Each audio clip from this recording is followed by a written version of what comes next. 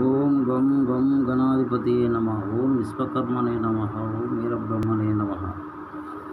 మిత్రులందరికీ నడమ నేను వేరు పనులలో ఉండి ఈ యూట్యూబ్లోకి వీడియోలు పెట్టలేదు కనుక ఈరోజు పెడదామని వచ్చా. ముందుగా మీకు రాగిని ప్రూఫ్ చేసే విధానం చెప్తా వినండి.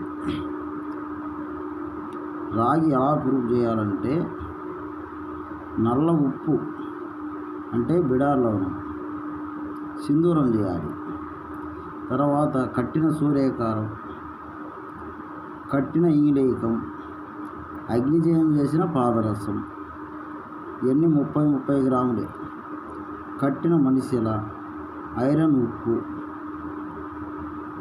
ఈ హేమ మాసికాలు అంటే స్వర్ణ మాసికాలు 30 గ్రాములు, శంకుపాషాణం 30 గ్రాములు.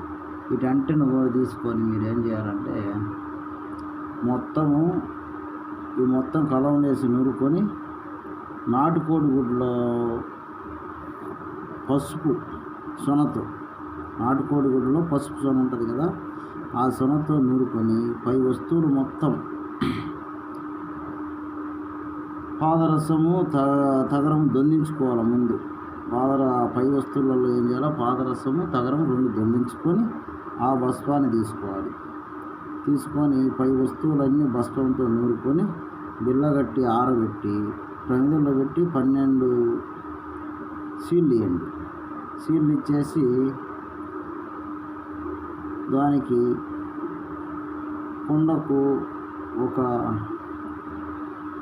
10 పిడకల పుటం వేయండి.